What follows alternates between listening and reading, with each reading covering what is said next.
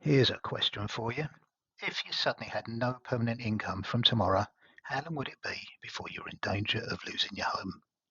For most people, it's a month, maybe two, because austerity and the cost of greed crisis has left them with no savings and no safety net.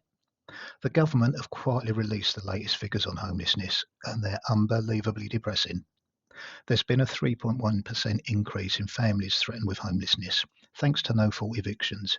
That's 6,500 households, because despite promising it for years, the government has failed to act on it. There's been a 12.8% increase in families living in temporary accommodation. That's made up of 109,000 families, and almost 70,000 of those families include children. The number of children living in B&B accommodation has increased over 65%, and the number staying beyond the statutory 6-week limit has increased by over 120%. There's been an over 20%, 27% increase in people sleeping rough, 34% in London. We now have almost 4,000 people sleeping rough every night. And don't let them tell you this is all down to benefit claimants and non-productive business units. Sorry, people. There are almost 73,000 households threatened with homelessness who are in work. This is happening in the world's sixth richest country, with almost 3,000 millionaires and 171 billionaires, and that's only based on their declared income. Of course, the government will blame immigration, which they've been responsible for over the last 14 years, but that isn't the problem. The problems are selling off council houses under the right to buy scheme but not replacing them, not keeping to house building targets, allowing landlords to own multiple properties. I wonder why that might be, which reduces the number of houses for sale and locks renters into a situation where they can't save enough to buy, allowing property developers to buy land and then sit on it without building homes, allowing companies to buy houses instead of people, allowing foreign nationals to buy houses as investment, Russians, Saudis, generally creating a situation where houses are commodities, not homes. Addressing these problems would seem to be the obvious answer, but I think we could go further. Seems to me that the people who have the most wealth are the ones who are always telling us we should make sacrifices for our country to protect the British way of life, which conveniently protects them getting richer while the rest of us suffer. How about they start making some sacrifices themselves? So here's an idea.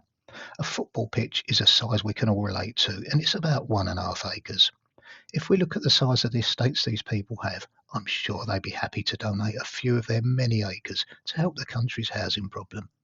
And when I say donate, I mean take the land from them based on the percentage of the size of the land they own and give it to the local council to build affordable housing on, using loans underwritten by the government. I'd suggest 20% in line with VAT. After all, we all have to pay that tax if we don't have companies we can funnel our purchases through, and you can bet your life VAT would come down. For example, Rishi Sunak's property in Richmond, Yorkshire is 12 acres. Simple math says if we took away 20% of that, it would give the local council about 2 football pitches worth of land to build social housing on. Around 54 houses, more if they build flats. I doubt he'd miss it, as he has 2 other properties in the UK alone. Did you know he doesn't even live in Downing Street? He has a £7 million 5-bedroom house in Kensington, which he originally paid 4.5 million for. Not a bad profit. He also has a flat in South Kensington worth about 500,000, which he keeps for visiting family members. But you would, wouldn't you? And let's not forget Chequers, another one of the Prime Minister's official residences. This sits in about 1,000 acres, 20% of which is 200 acres, or 3,600 houses. And I'm not just picking on Rishi. There are plenty of other billionaires out there who could contribute. The royal family have hundreds of thousands of acres, so their 20% contribution would be, well, too big for me to even work out. All we have to do is choose the level at which it takes effect based on the size of land owned or the wealth of the individual or family. But no, this won't even get mentioned. It's left to charities to pick up the slack while the government considers laws to prosecute the homeless and find the money they don't have. This is normally where I ask you to share, subscribe, and choose notifications for the channel. But by way of a change, I'm going to ask you, if you can, to give £2.50 to the big issue by buying the novel I wrote. It's called Shimaura, and the entire face value of the first 500 copies will go to the big issue, not just the profit.